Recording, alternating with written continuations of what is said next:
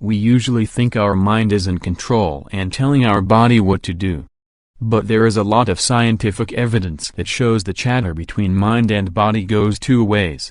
Sian Beilock, a psychology professor at the University of Chicago, believes the body-mind connection starts early. Movement matters with everyone, but it is especially important for babies and young children, says Beilock. Mobile kids hit cognitive milestones faster. She says simple steps like allowing babies to run around naked, when appropriate, can help them explore their worlds. Wearing diapers and using baby walkers can limit a baby's ability to interact with the world and hinder the process of learning how to walk. The more quickly children learn how to walk and explore, the faster their cognitive development. In Beilock's new book, How the Body Knows Its Mind, she offers the latest evidence about the body's influence on our mind. 5 Body-to-Brain Tips. The book offers many tips on how to use one's body, actions, or surroundings to stimulate the mind and to influence those around you. Here are a few. Take active breaks from work or vexing problems to give your brain a chance to regroup and reboot. Physically walking away from the problem for a few minutes may help you solve it.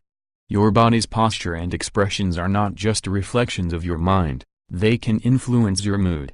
Stand tall to help give yourself confidence and to send a signal to those around you that you have brought your A game to the table. And be mindful of your facial expressions. Your brain uses your expressions as cues to feel emotions. Smiling can actually make you feel happier. Practice in the real conditions under which you will have to perform, whether it's public speaking, a test, or an important match. It's also good to practice in front of others so when all eyes are on you, it's nothing new. Write it out. Keeping a journal can help you deal with the stress of a test or your worries in daily life. Physically downloading worries from your mind, by putting pen to paper, has positive performance outcomes and reducing that stress affects your health in good ways, too. Spend time in nature as often as you can, and find time to meditate. New science shows that a walk in the woods rejuvenates our minds and improves our ability to pay attention and focus. Meditation for even a few minutes a day can help alleviate anxiety and chronic pain. It also can help with self-control that may be helpful for working to break bad habits, like smoking. Little things we do can have a big effect, says Beilock.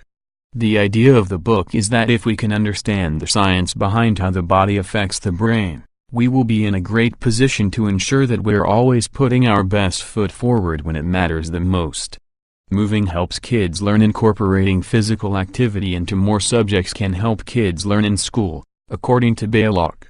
We can't just keep students confined to their chairs, we have to get them up, out, and moving, Beilock says.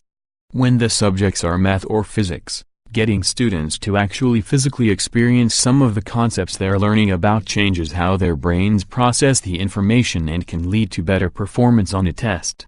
Movement also helps explain the connection between music and math. Why do kids tend to excel in both? It's because the brain areas controlling finger dexterity and number largely overlap. Beilock unpacks the latest research showing that when kids exercise their fingers through regular piano play, their grasp of numbers improves. Exercise can aid mental health as well as academic achievement, according to Beilock. The research shows that getting kids moving is important not only for their physical well-being, but for their mental well-being, too. She says schools need to emphasize the 4 R's: reading, writing, arithmetic and recess. Boys' academic achievement may especially benefit from recess, she adds. Exercising as we age. Exercise is equally important for older adults, as it can promote healthy aging mentally and physically. There are clear differences in brain health and fit, older adults compared with their more sedentary counterparts, says Beilock. And these differences carry consequences for thinking and reasoning as well as for memory. Beilock stresses that aerobic exercise, which can alter the structure and functioning of the brain, is key for improving mental health. Activities like swimming, running, cycling, walking briskly, or even doing household chores at a vigorous pace can benefit the brain, In addition to keeping the body fit,